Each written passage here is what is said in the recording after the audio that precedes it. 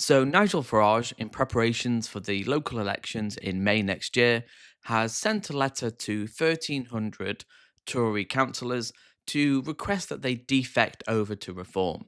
He recognises that the voters are more conservative, more to the right than the people in Westminster, and he's going to capitalise that and pragmatically try and get more Reform councillors, so obviously in preparation for the next election. So a pragmatic move. Farage is many things, but he is pragmatic. And this is, for some people, making him seem more like a Tory. By trying to bring Tories in, he says that he doesn't want any old Tory, he doesn't want the same old Tory infighting. But essentially, by inviting over 1,000 Tory councillors in, aren't we just going to essentially have the Tories again in Reform? And this isn't what Reform supporters actually want. They don't want this. They want fresh blood, which may be naive, but that seems like that's what they want.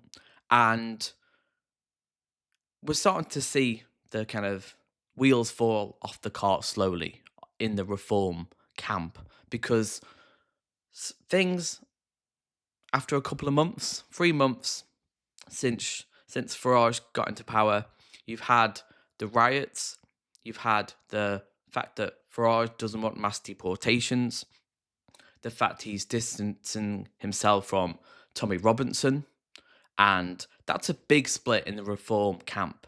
There's huge support for Tommy Robinson in the Reform base, and for a lot of people, they're willing to compromise, but also a good amount of people don't think Farage should be playing this game. Why is he throwing Tommy Robinson under the bus? This may cause a split in the Reform ranks in a way because it is a far right political party. They want mass deportations. They want to stop immigration. They want to ban critical race theory, trans ideology. Even a good amount of them don't even want gay marriage. So we're talking, they are not moderate conservatives here. And Farage has to balance that because he has to think about optics and pragmatism and getting in power, whilst also simultaneously knowing that he can't support Tommy Robinson optically because he's clearly cut. Then there's no argument. Tommy Robinson is racist. He is more overt in his racism. Nigel Farage is not. He's very disciplined and very measured in his language. So now you have, for a lot of people, the final nail in the coffin, or maybe not the final nail, but maybe close to the Peter Lynch situation, where Farage has not said anything so far. And there's probably two reasons for this.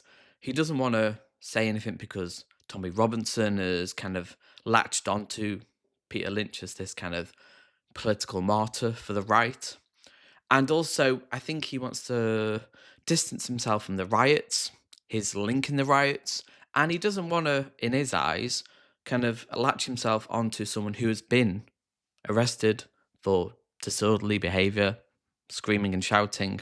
And we're only a few months in. Already, you're having 4 or 5 key moments where already people are going, I'm not sure about Farage, he's just a Tory. And now you get Tory politicians in Reform. You have to ask the question.